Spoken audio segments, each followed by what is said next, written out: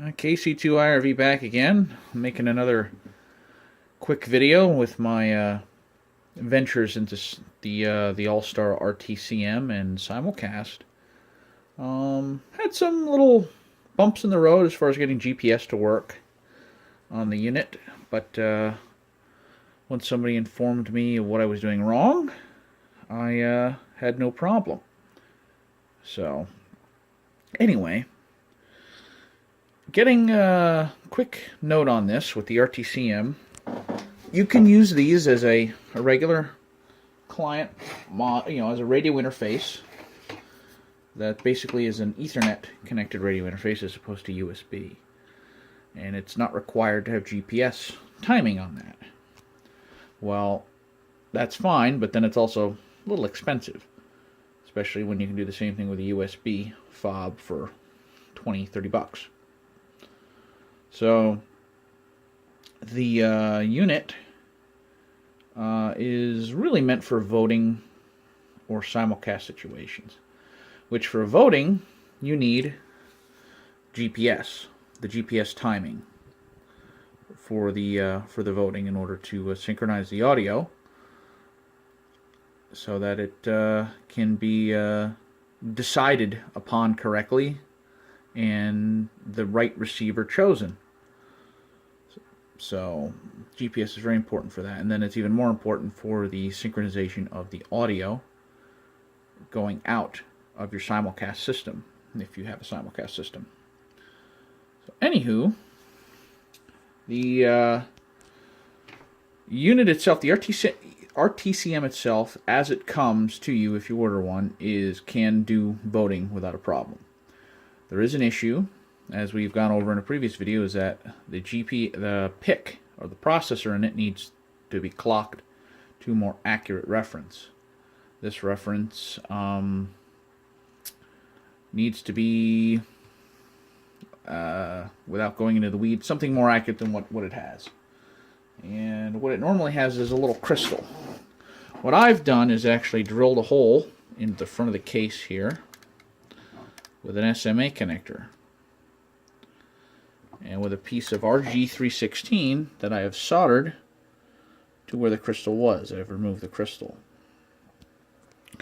and I've connected it to a 9.6 megahertz sine wave output oven control crystal oscillator. This one is of course used.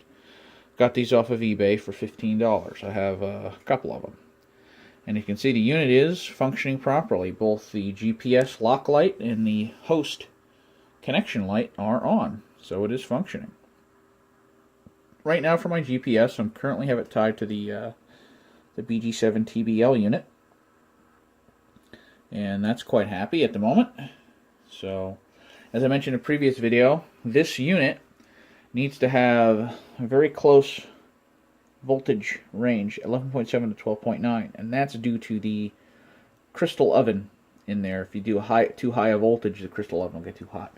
Kind of the same thing with these. This actually gets a little too hot. I just have it connected to 12 volts. So what I'm using on this guy to regulate the voltage is this little unit. You can get it for like $9, and it's a buck regulator. I get it for $9 off of Amazon. And you get, 8 to 22 volts in and 1 to 15 out. And it's nice and accurate. It has a nice multi-turn pot. Does the job. The source, 3 amps, I think? Yeah, this unit will do 3 amps, from what I remember. So, and I'll be ordering another one of these once I put this in a box. And I don't even have this one trimmed. There's actually a voltage control pin, a frequency control pin, I should say, that uses a voltage to steer the oscillator. So, if you're going to be in a simulcast situation, you're going to want something like this. Something like this unit right here. Because it's going to give you your 10 megahertz out for your transmitter to keep it, on frequency. And 1 pulse per second as well. On this, the 1 pulse per second also comes out of the, see on the bottom there, it also comes out of the DB9 connector. and it outputs 9600 baud. So, and 1 pulse per second. So all is well there. And 1 pulse per second comes out at like 4 volts. And I found out that this unit, anything below 4 volts for the 1 pulse per second, it won't recognize it, which is rather odd, but that's the way it is. So we'll get into that a little later. So for GPS, we have a couple of options that I've tested and work. And the one most common that I've seen mentioned all over the place is this Garmin Puck. They're about $65. It's the GPS 18X LVC. Comes with a 5-meter cable. Runs off of 5 volts. Interfaces. Comes out of the box, using RS-232 at 4800 baud. One I got out off of Amazon. I get almost everything I get off of Amazon. Just comes with a little connector, a little white connector on the end, and it's just basically a pigtail. So the older versions of these used to have a 5-volt 1 pulse per second output. The new ones do not. They do 3.3 volts per second. And when I tried to connect this to the RTCM, it would not recognize it. It wouldn't get GPS lock. So what I wound up doing, and I don't know if I have the part number. Well, you can see that. Is using this little chip is in a quad AND gate. And it belongs to a family of ICs. I don't know if you can see it. You might be able to. It's an SN74HCT08N, made by Texas Instruments. It belongs to a family of ICs that recognize a low of being about 0.8 volts and below, and a high of being 2.8 volts and above. And if you bias these with about 5 volts, what happens is, if you tie the input of the AND gate together, and then drive the AND gate kind of like you would a buffer, with a 3.3 volt pulse in, you will get a 5 volt pulse out. And very simple, no external components. And I just did everything in solder. And I cascaded 2 of the AND gates, and it gives me 5 volts output. So I have, this is the connector I use to interface that unit. So to the RTCM, and this I use to monitor from the PC with the RS-232. So yeah, we works without a problem. These lock up very, very fast and very, very sensitive. Like I'm on my bench right here, and it'll lock right up sitting here without being outside. The other unit, a little cheaper alternative, needs no other external hardware, is the QLG1 by QRP Labs. Let's turn this around so you can see it. So, and this outputs serial data at a TTL level, so from 0 to 5 volts, not RS-232. You would need a level shifter. In fact, the way I looked at it was I used this little guy. This will shift the level from TTL to RS-232. Give you a look at it.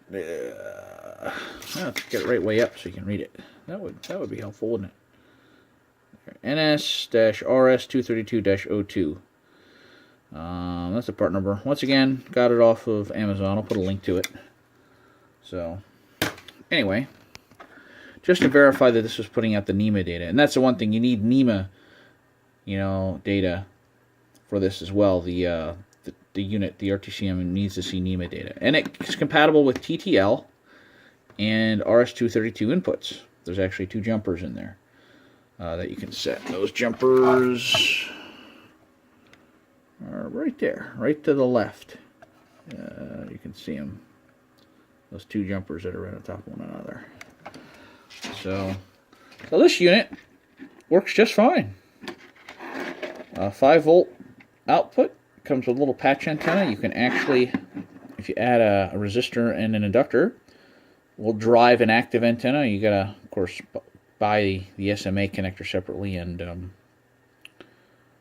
put it on the unit. You'll put it in the board, and you can drive an external antenna.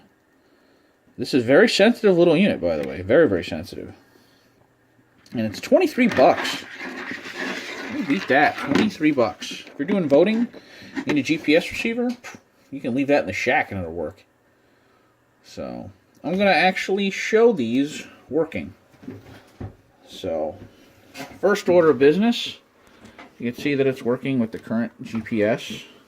Because if you look on the unit here, let's compare the lights. Actually, more like this way. The GPS and host, and then the heartbeat.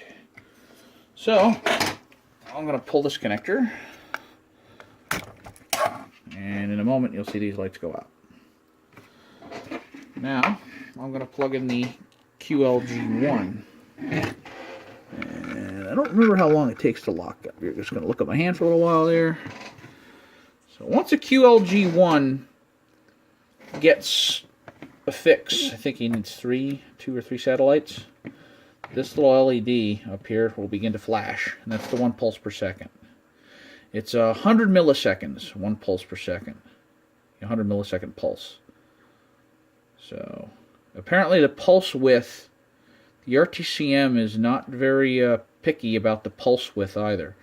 The Garmin unit, you can actually go into the configuration software and adjust the 1 pulse per second pulse width.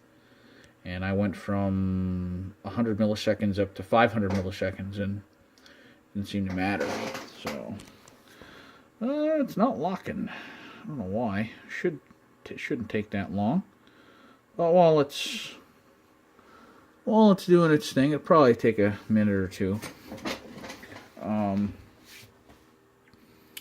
So, anyway, I also purchased this unit here off of eBay, and it was like 130 bucks. And I have to tell you, it's really weird. You can program it. This one's actually programmable. You can play with the settings inside it, unlike the BG7 TBL unit over here. But it doesn't seem to want to save the settings, and the GPS receiver isn't nearly as accurate. I'm sorry, wrong word, not accurate. As sensitive. Like I can have the puck sitting here on the desk, and this thing never achieves lock. So it comes back. It's got a couple of outputs, 2 10 megs and 1 pulse per second. They give you the little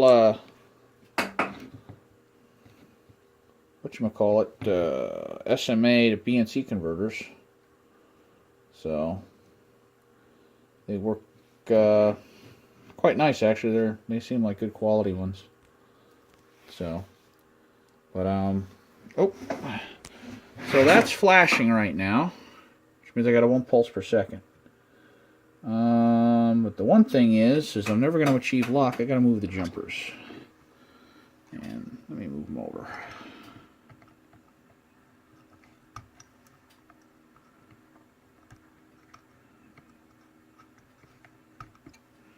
Okay, move the jumpers over for TTL, and it's beginning to lock. Oh, it locked up. There she is.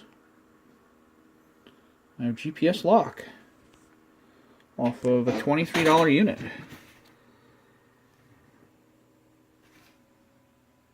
Works very, very well.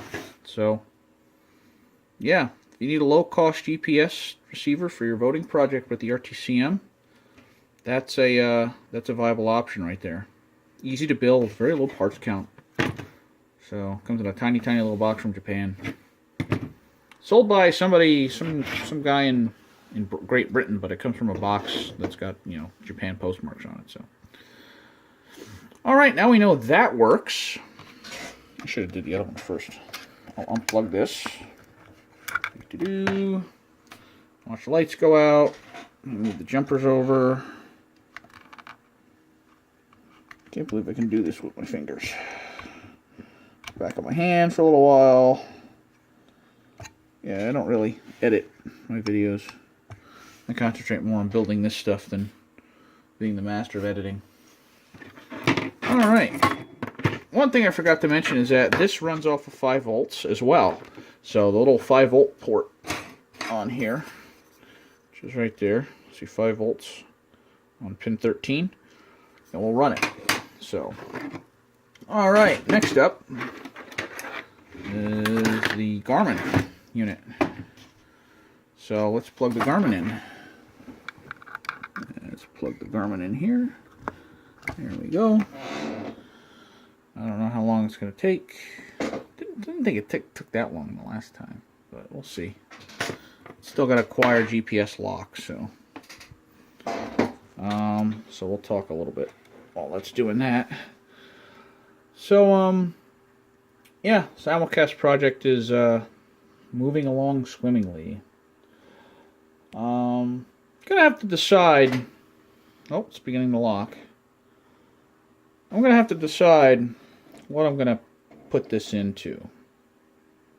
So, ooh, the sucker's pretty hot. Yeah, I'm not gonna leave him on for very long.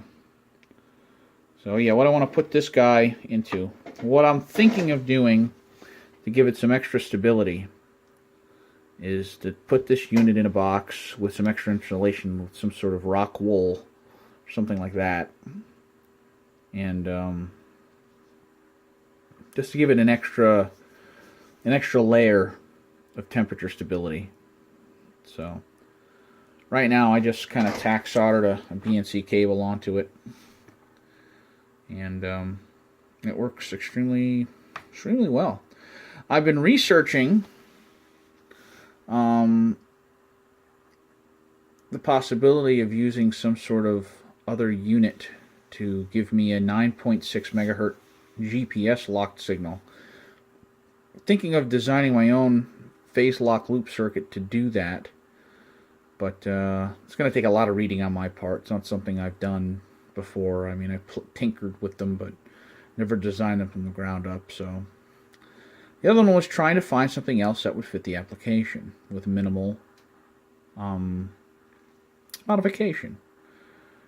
One of them I found just recently. I found 2 of them. Another, one of them I found is by the U-Blocks Neo NEO-7M, or the dash 7 series. There's a 7M and 7N. One has a crystal oscillator, one has a temperature compensated crystal oscillator. That actually has a programmable pulse output from 0.25 hertz up to 10 megahertz. I haven't seen what the actual resolution is as far as how accurate, you know, what the step size is, I should say. But if I can get it, you know, close to 9.6 megs, or damn near on it, that would definitely be another. It would be another player in the realm of trying to get 9.6 megs to the pick here, which I actually was able to clock the pick here off of 10 megahertz. But what happens is the unit never locks onto the GPS. The GPS lock light just keeps flashing. So it probably, I'm not a programmer. I don't pretend to be one, but I'm guessing that the 9.6 megahertz, if that's reasonably far off from that value, that it screws up the timing of the software routines and won't let it lock. So, but it does lock with my little second-hand 9.6 megahertz crystal oscillator, my crystal oven here. So, and using this little guy to level shift my 1 pulse per second, you know, that was pretty easy fix. So I think these things are like 68 cents from DigiKey. So I bought a bunch of them just to have them on hand. You know, it's always useful. So yeah, those are so far the 3 units I've tested. Haven't tested anything else, but I'd say that's a pretty nice spread. The only one that was not successful was this guy. That's because for some reason the output of the NEMA data just kind of flakes out and does some weird things. One thing that's kind of interesting is this thing must have an internal regulator, because it's a DC 9 to 24 volts. That would have been nice, but I'd like to tear that apart and try it and see what's in it one of these days. I might make that a separate video. So anyway, like I said, I don't claim to be the all-knowing, all-seeing, all-dancing crap of the world. If any of you people have watched Fight Club. So, which I'm not even sure I got that quote right, but we'll go with it. That's it for now. Once again, questions, comments, you know where to go. I've said it enough times. You know how YouTube works. And hopefully I can make another video soon. I think it's going to be me tearing this apart, so I make no promises, though. Talk to you later.